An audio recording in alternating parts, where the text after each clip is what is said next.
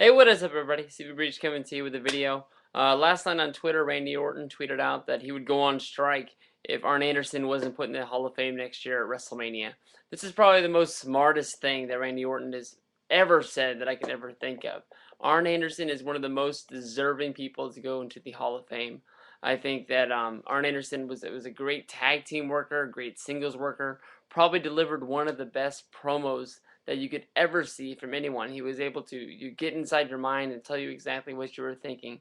The one thing that I loved about Arn Anderson that a lot of people don't notice is that he was in the Four Horsemen for all these years, and that Ric Flair was always the golden child of the Four Horsemen. He was always the main eventer. He was always the guy that it was always about. But if you look into this, you know, Arn Anderson was more of the backbone of the Four Horsemen. He was the one guy that held them all together. He was the one guy that always dissolved all the feuds through all the guys, and just kept that team rolling. He was the one guy when Malenko wanted to get this team back together. Malenko went to Arn Anderson to get this team back together. Malenko didn't go to Flair to get this team together because Malenko knew that Arn Anderson was the one guy that was the real, true Four Horsemen. When it comes down to it, that's where the bloodline ran through, and that was the most important thing about it. Ric Flair would have a title match at the pay-per-view, and you'd be going up against Ric Flair. Well, Arn Anderson is the guy that you'd fight on TV that night before, and Arn Anderson wasn't going out to win that match. Arn Anderson was just going out to beat you down to where you wouldn't be 100% for when you fought Ric Flair. And that was the one thing about Arn Anderson that I loved. He was more of a team player. He knew that if Flair had the title, the Four Horsemen had the title, and that's what it was all about. So that would make you think of this guy as more like, a mid-card jobber. But I mean, like, just being associated with Ric Flair and the Four Horsemen and delivering these great promos is what made this guy, the best of the best.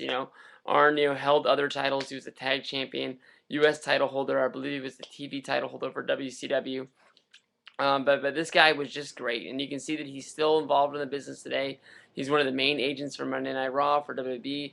He has one of the greatest wrestling minds. I mean, out there, Pat Patterson, the leader of the Patterson Quickie. He has said that he has passed it down to Arn Anderson to being one of the best finish makers of today.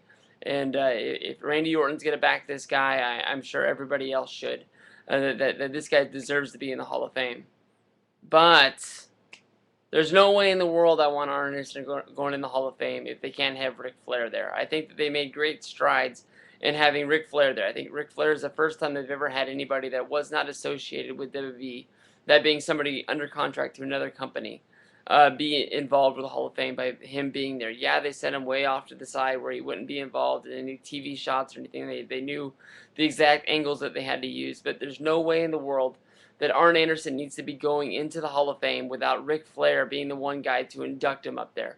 I don't think there's any way in the world that anybody is going to buy anything if it's maybe Malenko up there, or Luger, or some other former WCW star, or some other horseman up there. It has to be Ric Flair.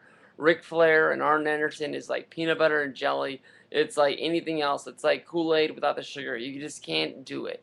I mean, so until Ric Flair can get out of that TNA contract, come back to under that family of the WWE that he deserves to be in. I can't fault the guy for going out and making money for TNA, because the money's there to be made.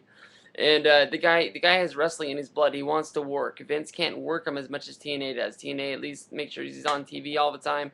They put him on the house shows, which we found out by him going to this show out in New York. It was a waste of time because he wouldn't go out in front of the crowd. He just did his special meet and greet, and that was it. When he got called out, he didn't come out. So who knows? Flair's probably in hot water with TNA again. But it's Ric Flair. He's one of the biggest names they got, and they need to keep him. So he ain't gonna get in trouble. So someday, Arn Anderson, you deserve to be in the Hall of Fame, but I don't really want you in there without Ric Flair.